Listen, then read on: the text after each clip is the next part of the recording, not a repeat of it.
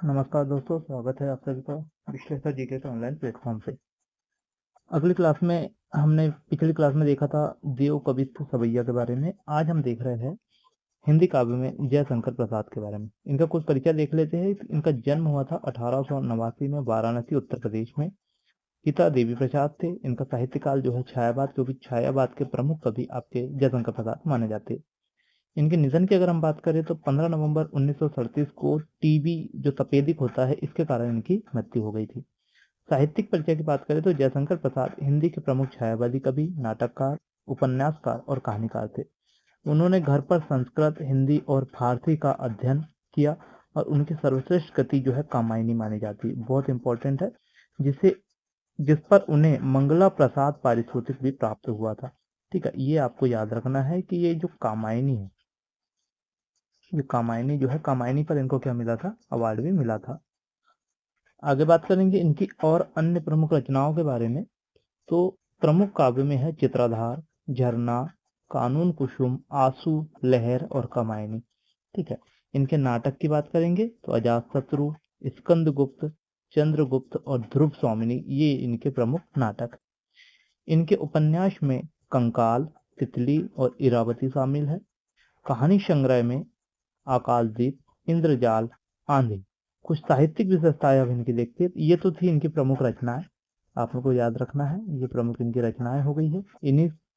अच्छा, आपको अभी आगे हम एमसीक्यू बताएंगे। ये सारे के सारे एमसीक्यू जो है हम इन्हीं फैक्ट से लेने वाले हैं।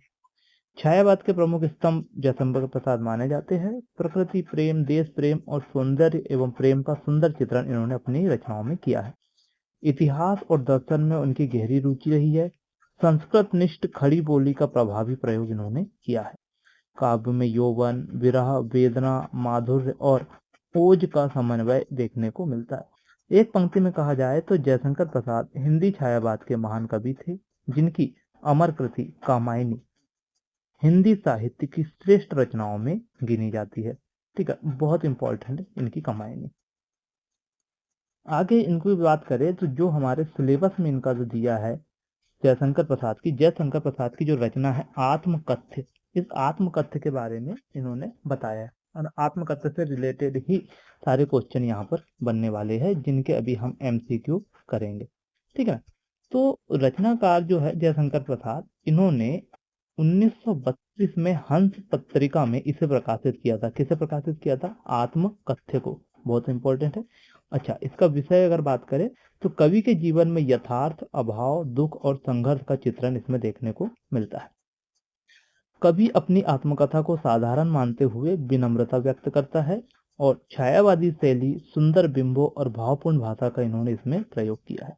कवि संदेश क्या देना चाहता है? तो कवि का जीवन भी सामान्य लोगों की तरह सुख दुख, आशा निराशा और संघर्षों से भरा है। एक पंक्ति में अगर कहा जाए तो आत्मकथ्य में जयशंकर प्रसाद ने अपने जीवन के संघर्ष, अभाव और विनम्रता को मार्मिक ढंग से व्यक्त किया है।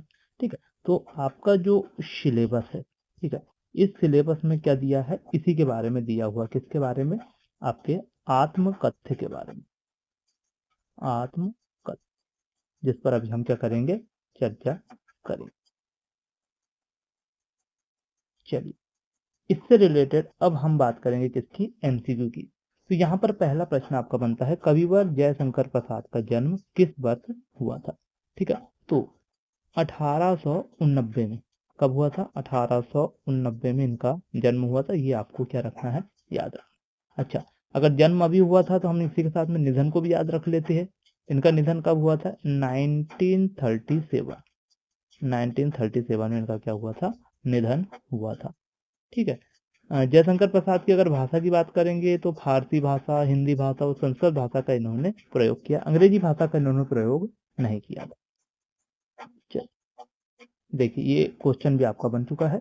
निम्नलिखित में से कौन सी भाषा जयशंकर प्रसाद के अध्ययन से संबंधित नहीं है, पूछा है। ठीक है, तो फारसी का भी यूज किया इन्होंने, हिंदी का भी किया है और संस्कृत।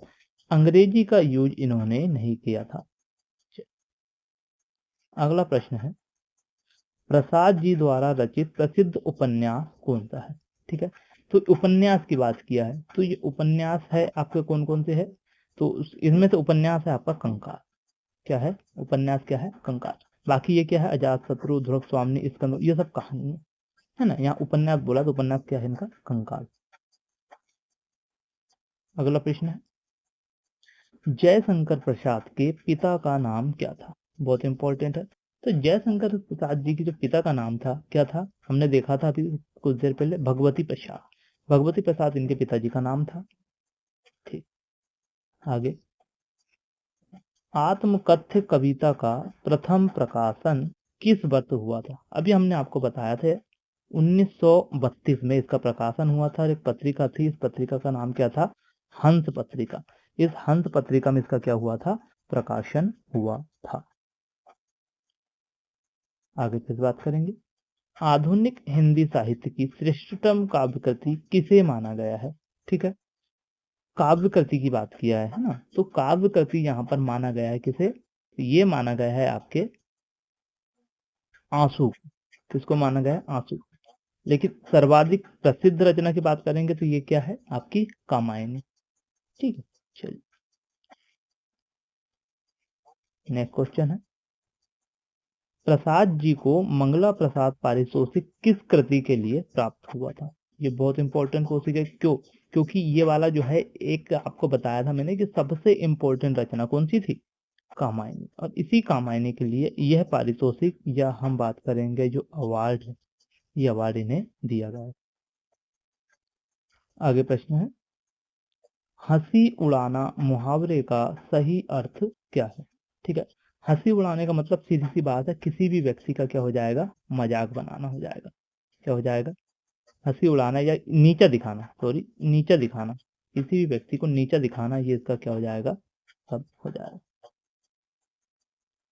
अब है, आत्मकथ्य कविता किस पत्रिका या समाचार में प्रकाशित हुई थी। अभी हमने आपको बताया था किसमें हुई थी, हंस में। कब हुई थी, 1932 में। 1932 में हंस में ये आत्मकथ्य कविता प्रकाशित की गई थी। अगला है, थके पथिक की पंथा पद का प्रयोग किसके लिए किया गया है। ठीक है, तो यहाँ पर जो थके पथिक का जो बात किया गया है, यह की गई है अपने जो व्यक्ति है, क्या नाम है इनका, जयशंकर प्रसाद, जिन्होंने अपने आप के लिए ऐसी बात की। चल, अगला प्रश्न है,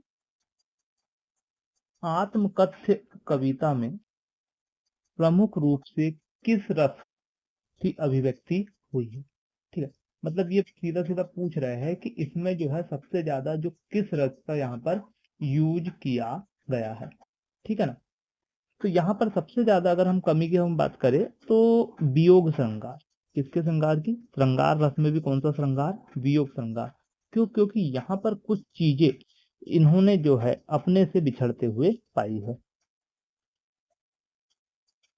अगला, कवि ने अपनी तुलना किससे की है। ठीक है, तो थके हुए पथिक से, किससे की है, थके हुए पथिक से अपने आप की इन्होंने क्या की थी, तुलना की थी। ठीक है, अगला प्रश्न है, पत्तियों का मुरझाना किस ओर संकेत करता है। ठीक है, तो पत्तियों का मुरझाना जो है मन के सुख दुख के भाव को समाप्त होने की ओर ये क्या कर रहा है आपका, उस ओर संकेत कर रहा है। ठीक है, चलिए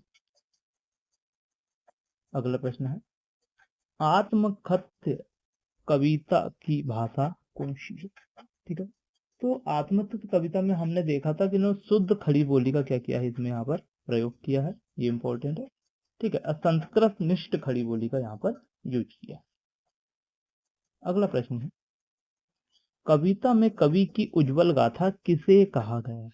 ठीक है, तो कविता में कवि की जो उज्जवल गाथा की जो यहाँ पर बात की गई है, ये बताया गया है प्रिया के साथ मधुर मिलन का समय।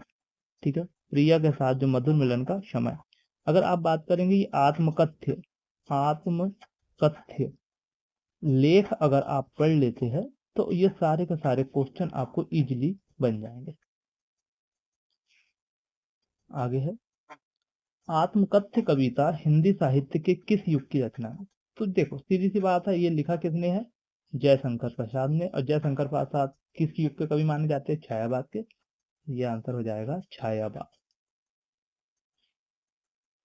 आगे बात किया है, कथा शब्द का आशय क्या है?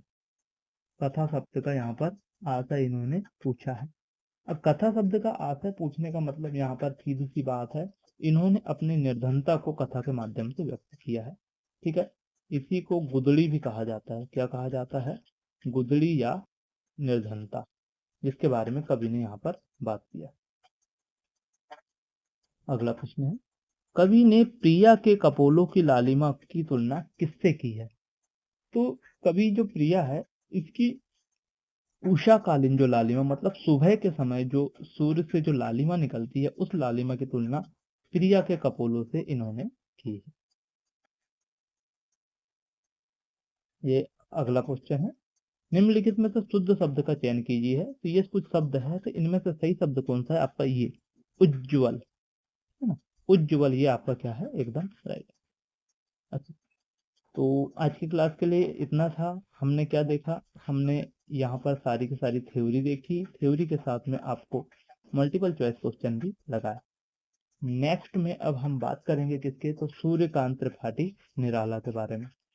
तो निराला जी के बारे में सबसे पहले हम क्या देखेंगे? तो उनकी जो पद है, उनकी जो रचनाएं हैं, इनके बारे में बात करेंगे। उनसे संबंधित मल्टीपल चॉइस क्वेश्चन के बारे में हम यहाँ चर्चा करेंगे। तो आप बने रहिए। अगर आपको ये वीडियो पसंद आता है तो प्लीज़ इसे लाइक कीजिए, शेयर कीजिए, और हाँ, अगर आप चैनल पर नए हैं सब्सक्राइब कीजिए, क्योंकि ये एमपी हॉस्पिटल असिस्टेंट की सारी आपको वीडियो ऐसे ही बाय वन बाय मिलते रहेगी। तब तक के लिए नमस्कार।